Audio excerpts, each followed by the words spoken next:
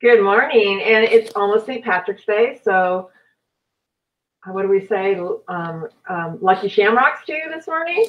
I'm so glad you joined us. I'm Mary Winters. I'm the owner of About Senior Solutions, and you are watching Visionary Aging, where we touch base with some very talented people serving our senior community, and we'll answer your caregiver questions. And we always like to celebrate a 100th birthday. So if you have a 100th birthday or you know somebody who is turning 100, please let us know, and we will celebrate them on our program. We also have Steve McCullough with us. He's going to ask a caregiver question, but I am going to add our beautiful birthday girl today. Her name is Daisy White, and to me, I don't think she looks 100. I think I want skin like hers for sure. So let's see how Daisy comes up, and look at her. Isn't she beautiful?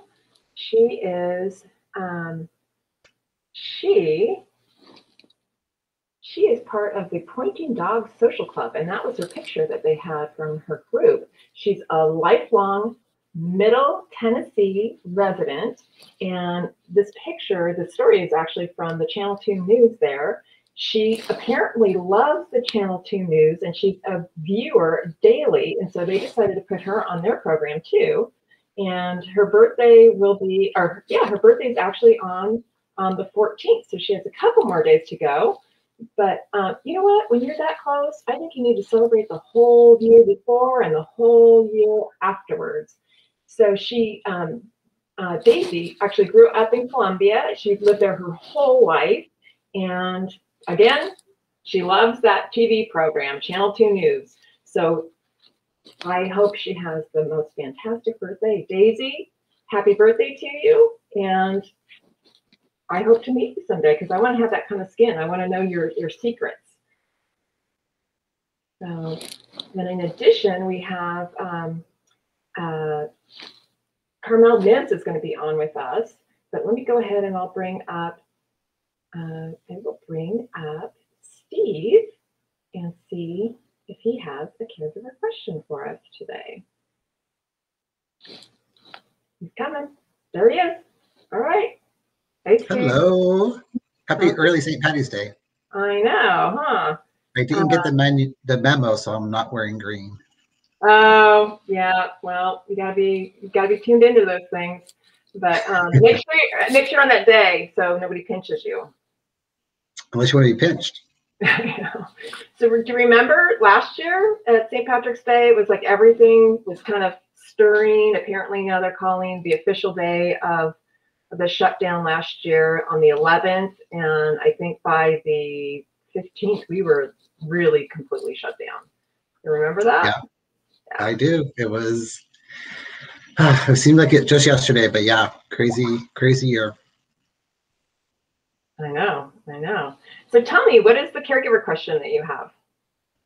So actually, this is probably going to be our easiest caregiver question, definitely this year. Okay. And it's simply, people want to know where do they go to find resources for senior issues, for senior activities and medical issues and things like that. So I think I know the answer to this one. Well, it's interesting because, I mean, the county even has a 211 line where they have resources. So I'll throw that out there as well. But I have to say that is really what we do. And when we put a plan together, we have all the resources for you as well. So we want to look at what the individual's wishes are, along with what will keep them safe, and then what their budget or what they think they can spend on their care. We put that plan together, and you see that little happy face on that little diagram, or we'll call it the planogram today. That's our little magic wheel that helps us to figure out the direction for somebody's support and services. And that changes. So you can see the arrow on the outside that changes routinely as things change for somebody. So of course we're hooked up with tons and tons of resources, which is why we have so many fabulous people on the program too, because these are some of the resources that we use with our clients. But yeah, it's hard. In fact, I know when I was reading your question that you were going to air today, the gentleman said, I just spent forever always looking for resources. And I just felt like it was so overwhelming to me. So, of course, that's something that we offer in our office. And there are other organizations that can help too. So if they call us, maybe I should say our phone number, 626-359-0108. And they can just give us a call and we'll direct them. If we can't help them directly, we'll send them to someone who can. So always I think it's easy to get down that rabbit hole, and you're searching for something and you just kind of follow a link, and next thing you know, you're 10 minutes into something and you're completely off track of what you're looking for. So it's good to have something that's centered and focused. And we vetted things too. That's the other thing that's really important is you don't know who you're really contacting. And there really are some really fabulous organizations that have great hearts and great service that they provide. But why spend hours looking for something when you can just call one person? So make it easy, right? That's the plan. It's all about making life easy. So, we have a really great guest. She's very unique in senior services, and I think any kind of service, regardless of who she might serve. And she is a pet porter, and she has a business called Pet Porter Pals. Have you ever come in contact with anything like that? I think you and I have actually talked about something like that, but I've not come in contact personally. Yeah, no. So it's Carmel Mims is coming on with us, and she's going to share a little bit about her business. So maybe I'll go ahead and talk to you a little bit later on, and let's share a little bit about Carmel and her business. Looking forward to it. All right, sounds good. And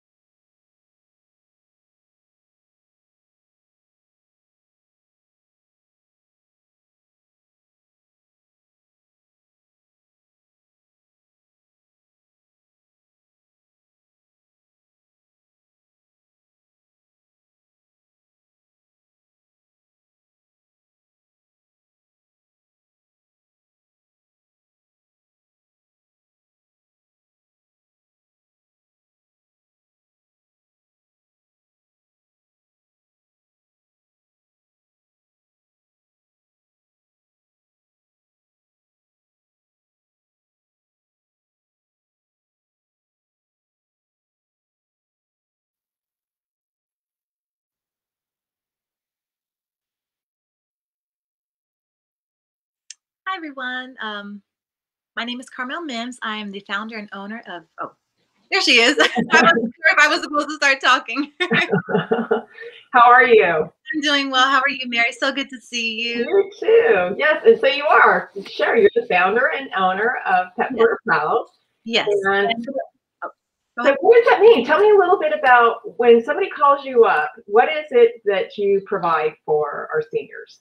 I provide pet care services. So really anything that seniors need help with regarding their pet care needs, if it's walking their dog or managing the cat care, AKA the litter box, administering medication, taking their pet to the vet or groomer, anything that the senior just is having trouble doing on their own or shouldn't be doing for safety reasons, but still needs to get done. Dogs still need to go outside and get walked, get their exercise. The litter box needs to get maintained, and they still need their medication. They still need to go to the vet, to the groomer.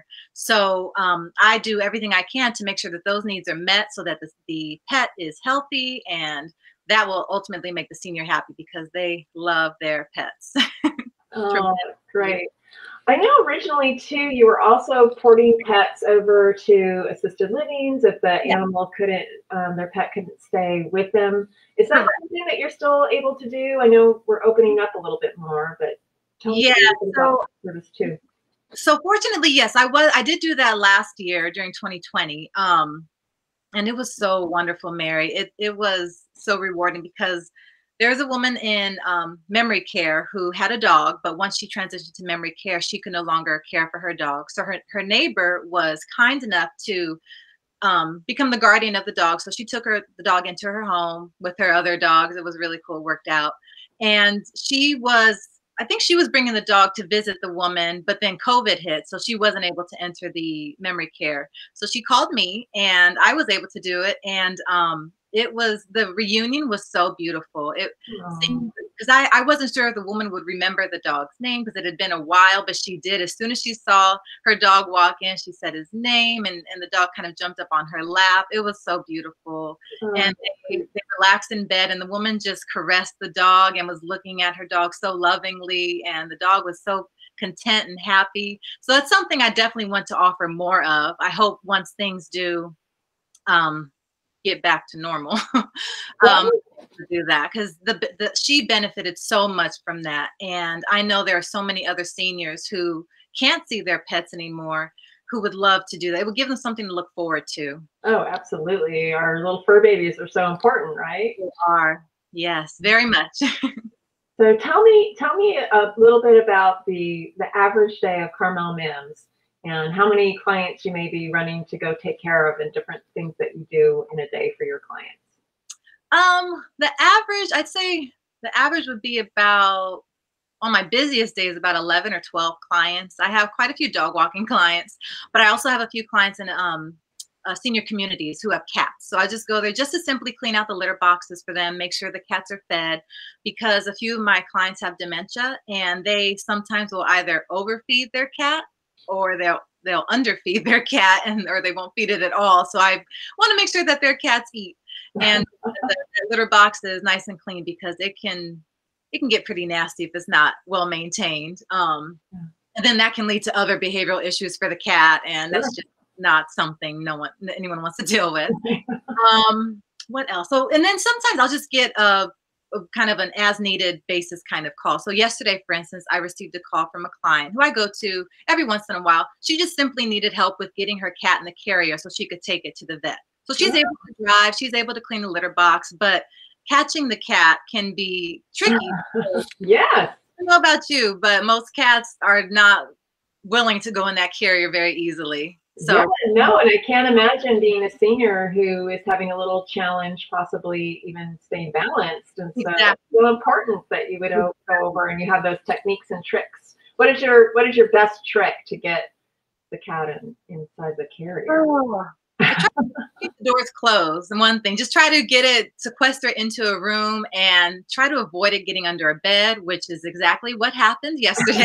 And luckily her bed was easy to move. So I was able to kind of move the cat and she ran off into the closet. And I was just very gentle with her and I spoke softly and said, it's okay, it's okay.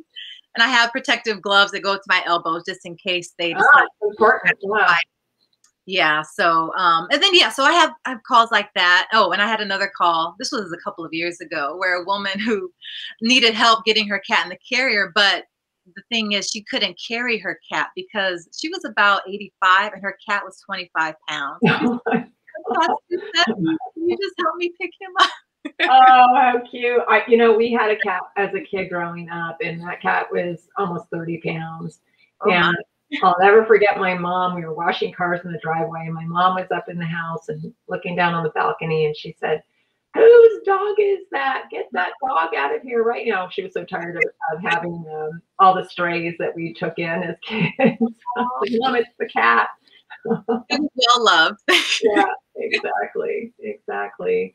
So, any other stories that have just really touched you in regards to some of the seniors with their pets?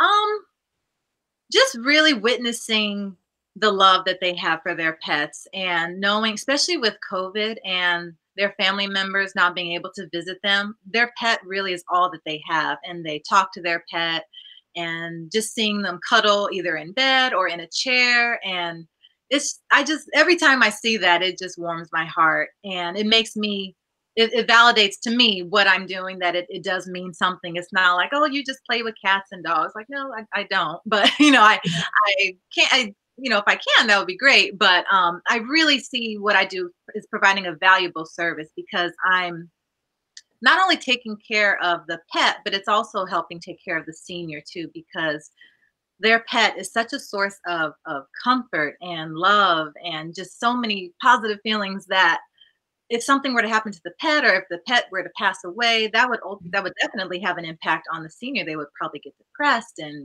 and just kind of lose their sense of purpose to a degree, because a lot of them, they look to their pet as, oh, that's my pet. I need to keep going for my pet. I need to get up every day. I need to feed Fluffy, or make sure I'm here for them, because Right.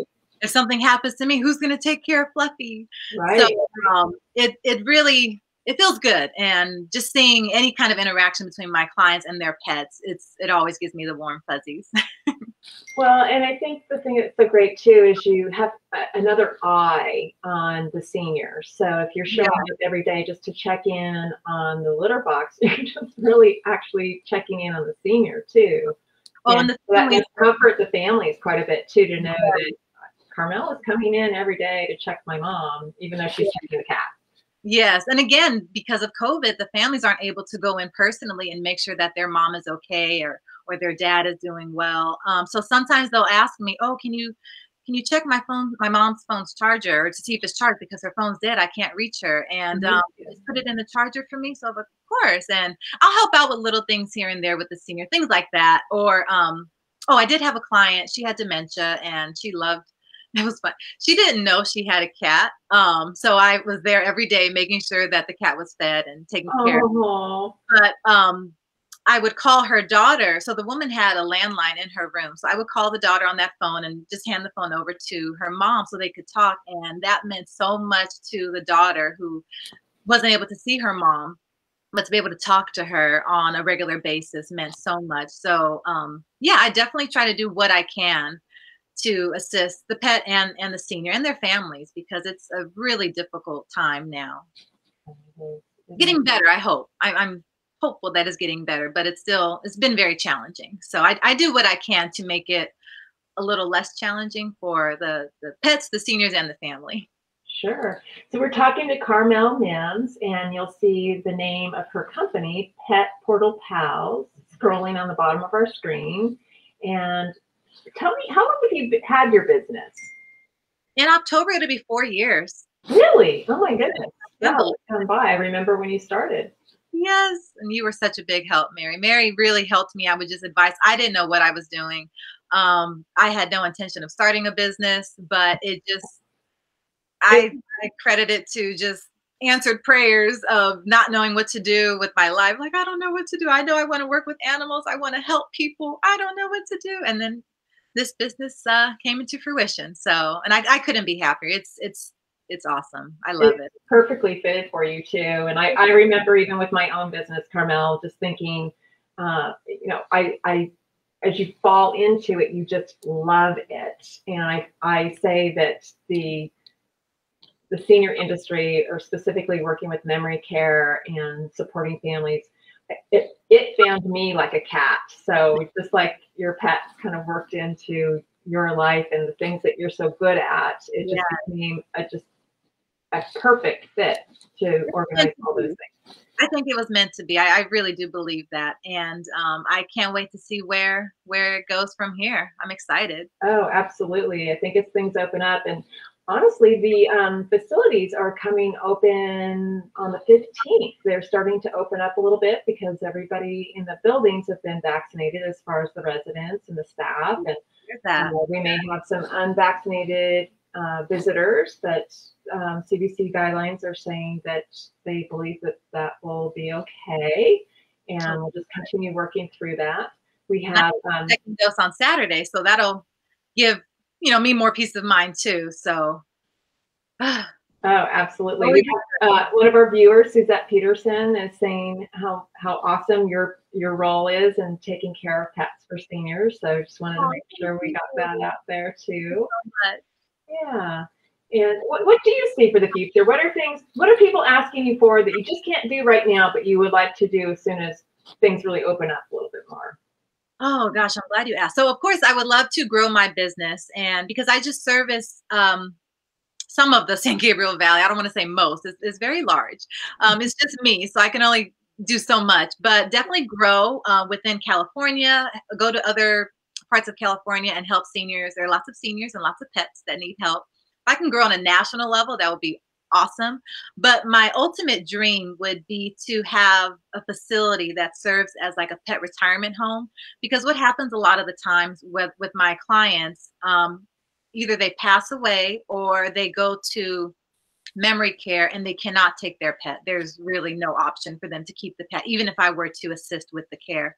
So sadly, they either have to give it away to someone or send it off to a shelter, which really is not the best idea, not best idea, the best option, Sure. because senior pets tend to get overlooked and people want puppies and kittens, and I get it, they're cute, they're fun, but senior pets still have so much love to give, and they deserve to be in a home and not in a shelter where they will likely be euthanized.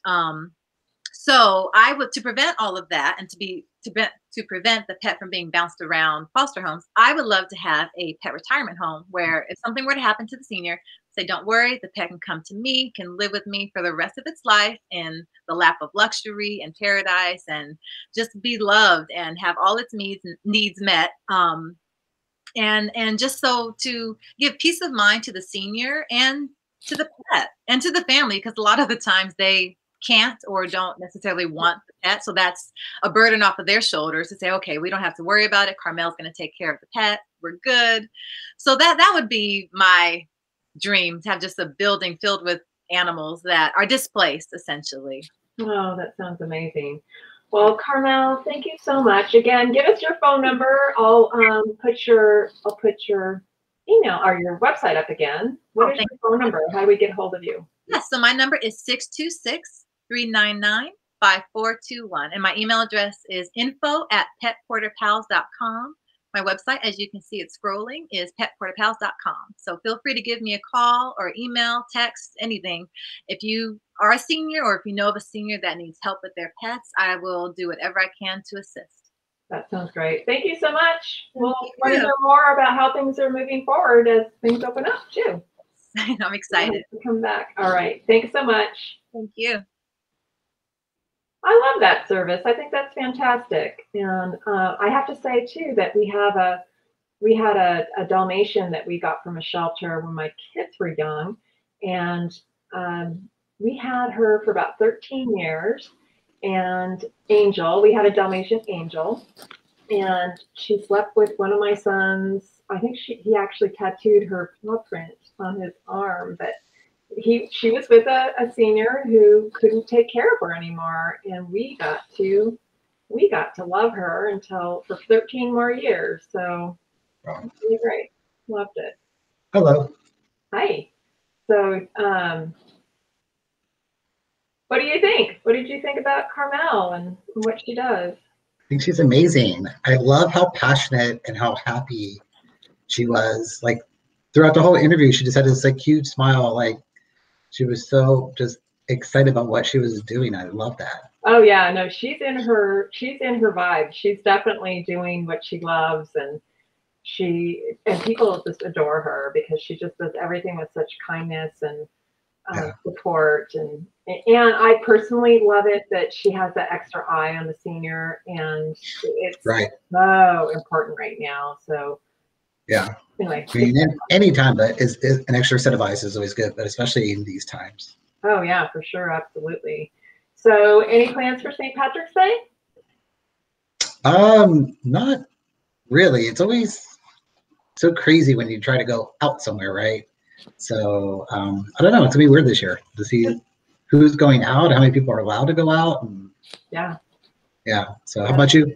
I don't know, but I promise you, I will not drink green beer. On the list. There's definitely a Guinness or two in my future. I know that for sure. All right, yeah, or maybe a half and half or something with a harp and a Guinness or something. But it's nothing like going to Ireland and having a Guinness there. That's for sure. Definitely on my bucket list. Never been there. All right. Well, I'm going to wrap up, and thanks so much for the questions, Steve, and have a great weekend. A great weekend, yeah. So we'll go ahead and switch over here. Do we see you again? All righty.